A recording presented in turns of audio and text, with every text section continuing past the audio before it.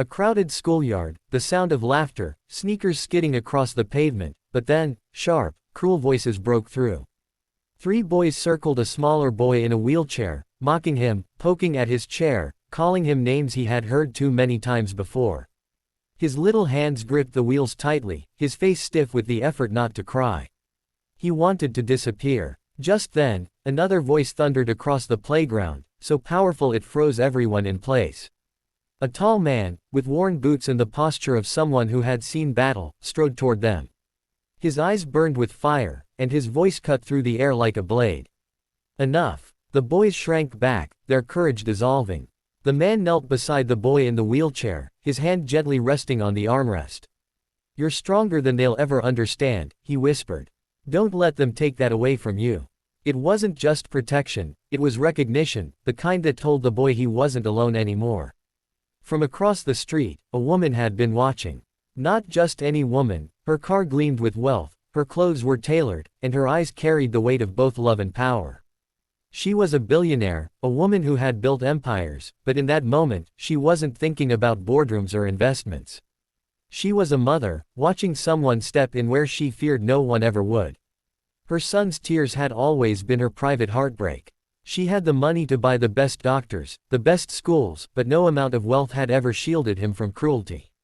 Yet here was a stranger, a man with nothing but his presence, defending her boy like a lion. The playground fell silent. Parents whispered, teachers rushed in, but she didn't move. Her heart was racing. She saw not just a veteran in worn clothes, but a man who carried dignity like armor, a man who fought battles far beyond the battlefield. When the bullies finally scattered, he stayed with her son, wheeling him gently toward the bench, kneeling down to meet him at eye level, and making him laugh. The boy's face lit up in a way she hadn't seen in years. She finally approached, her heels clicking softly, her voice caught between gratitude and awe. I don't even know your name," she said, her eyes glistening. "Daniel," he replied, standing with the quiet discipline of a soldier. "Just a dad, trying to do the right thing."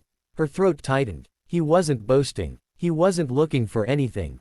He was simply living by a code most had forgotten. That night, she couldn't shake his words, or the way her son talked nonstop about, "the soldier who saved me." For the first time in so long, her boy went to bed smiling. The next days unfolded like fate weaving them together.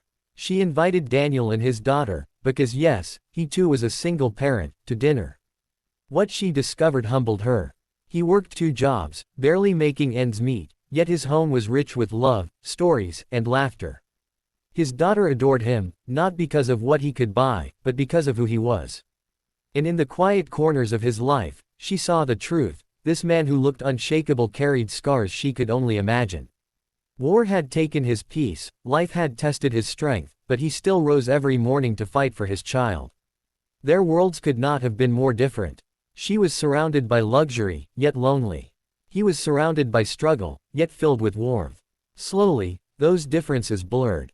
He taught her son confidence, not pity. He showed him how to play catch, how to face bullies with courage, how to see his wheelchair not as a prison, but as a symbol of resilience. And her son thrived under his mentorship in ways no doctor had ever managed. But life has a way of testing bonds. One day, the bullies returned, this time worse, trying to tip the wheelchair over. Her son cried out, and in that instant, Daniel was there again, not just with strength but with wisdom. He didn't throw punches, he stood tall, commanding the boys with words sharper than fists. "You think strength is hurting someone weaker than you. Real strength is standing up for those who can't. Remember that." His voice shook them, and for once, they listened. The schoolyard, once a place of fear, became a place of change. The mother watched it all, and something inside her shifted. She realized money couldn't buy the kind of courage Daniel carried. And so, she made a choice no one expected. In front of parents, teachers, and even her own son, she walked up to Daniel, took his hand, and said, "The world needs men like you in places of power. You've given my son hope. Now, let me give you a platform to give hope to thousands more." Her announcement stunned everyone. She wasn't just thanking him, she was partnering with him. Within weeks, she used her resources to launch a foundation with him, one dedicated to veterans, single parents, and children with disabilities. Daniel became its face, not because he sought glory, but because he lived the values it stood for. The story of the single dad veteran and the billionaire mom spread like wildfire. People from across the world saw not wealth, not war scars, but the unbreakable bond of humanity. And in the center of it all was a boy in a wheelchair, no longer defined by his disability, but by the love and courage surrounding him. As the camera fades on their story, you realize this isn't just about money, power, or heroism. It's about what happens when two worlds collide, not for status, but for compassion. It's about the strength it takes to defend, to love, to believe again.